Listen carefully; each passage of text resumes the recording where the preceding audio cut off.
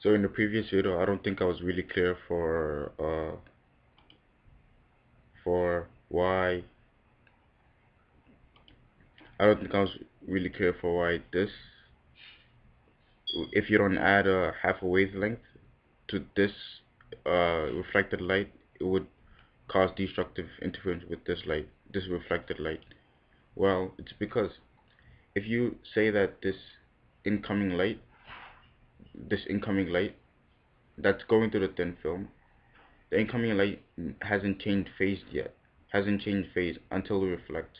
And then when you reflect it here, since this indices of refraction is less than this indices of refraction, as we made this statement from earlier, then that means the reflecting light would not be out of phase with its original path.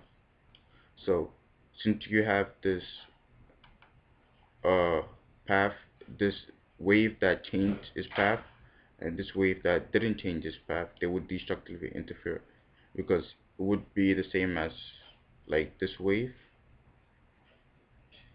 like this long wave plus this short opposite wave. Yeah, the short opposite wave. Yeah, since and let's say this crust like corresponds with this trough, and this trough corresponds with this crust, they would destructively interfere, since this this wave changed its phase while this wave like remains the same. So that's how you could theoretically think about it for why. So what if what if uh, what if this n what if what if this n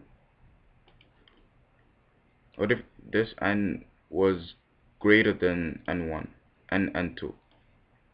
So what if n3 was greater than n2? If n3 was greater than if this path has an indices of refraction of n3, and this index of refraction n3 is greater than n2, which is here, then this reflected light would be 180 degrees out of phase. And since this is already 180 degrees out of phase, they would automatically constructively interfere. And then this equation won't apply anymore. The equation that would apply after that would be m times wavelength equals 2d. The case being that you don't have to add a half a wavelength.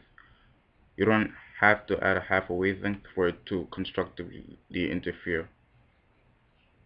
That being the case, because if yeah, because if you already have a crust, adding a half a wavelength will give you a trough, and then adding one whole wavelength after that will still give you a trough, and then that would destructively interfere with this light.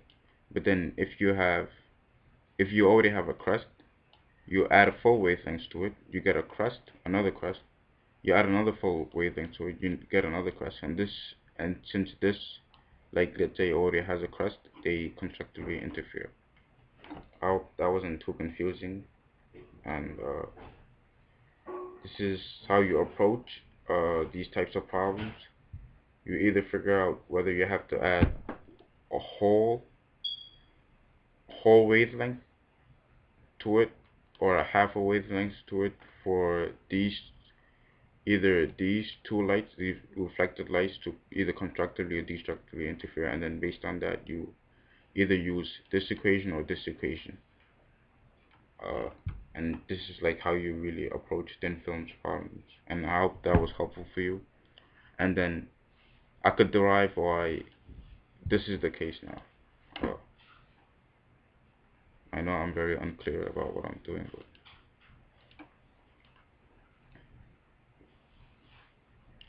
I could derive why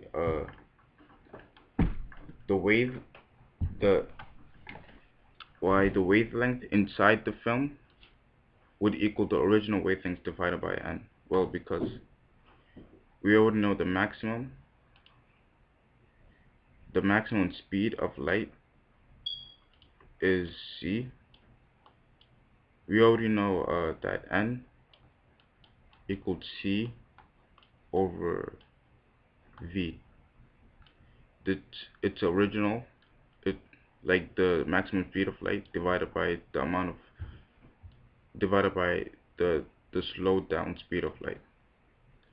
So if we also know that c equals to frequency times wavelength, right? And since we already know that the wavelength is changing inside a different medium and not the frequency, since the frequency remains the same, we could say that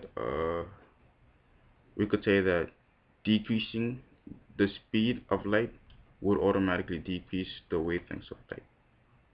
So we could write that v equals to frequency